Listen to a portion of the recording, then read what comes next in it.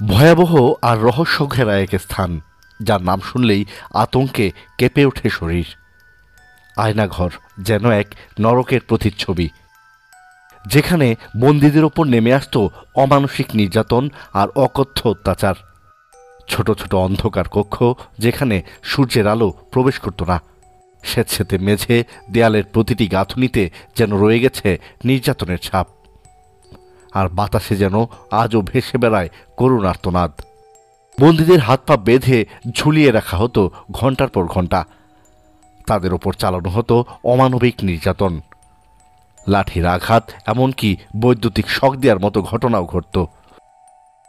বন্দীদের মানসিকভাবে ভেঙে দেওয়ার জন্য দীর্ঘ সময় ধরে নির্জন কক্ষে বন্দি রাখা হতো। ঠিকমতো খাবার ও পানীয় দেয়া হতো না, এমনকি ঘুমাতে পর্যন্ত দেয়া হতো না তাদের। অনেক বন্দী নির্যাতন সহ্য করতে না পেরে সেখানেই মারা যেতেন। তাদের লাশ গুম করে দেয়া হতো, যাতে কেউ জানতে না পারে তাদের ভাগ্যে কি ঘটেছিল।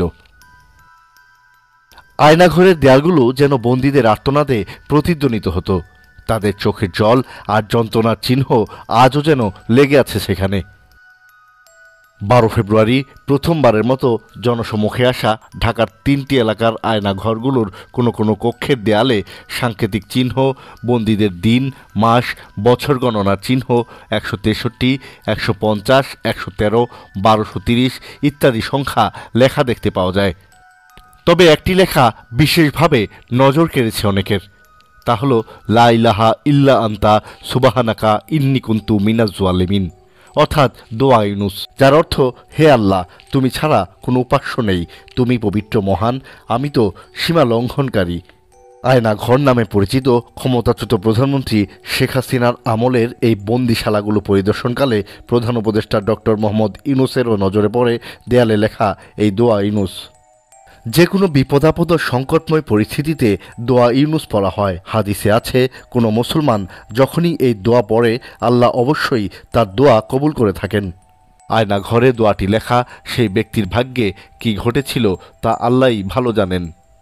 সামাজিক মাধ্যমে অনেককেই এ নিয়ে পোস্ট দিতে দেখা যায়।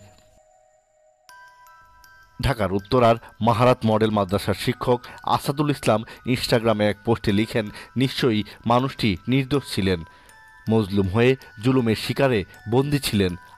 কতই না নির্মম ছিল ওদের বিচার ব্যবস্থা। আয়নাঘর বাংলাদেশের ইতিহাসে এক কালো অধ্যায়।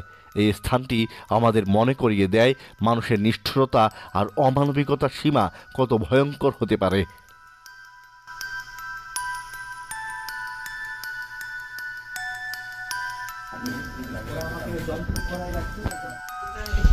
বেরি থাকতো আর এখানে থাকতো এরকম, পিছনে থাকতো বেরি হ্যান্ডকাপ, আর এর সাথে দুটো হেলান দিলে লাথি মারতো। তার এক সাইডে আসছে একদিন এসে আমাকে একটা লাথি মারছে, বলছে এরা ঘুমায় কিভাবে, ঘুমানোর সুযোগ পায় কিভাবে।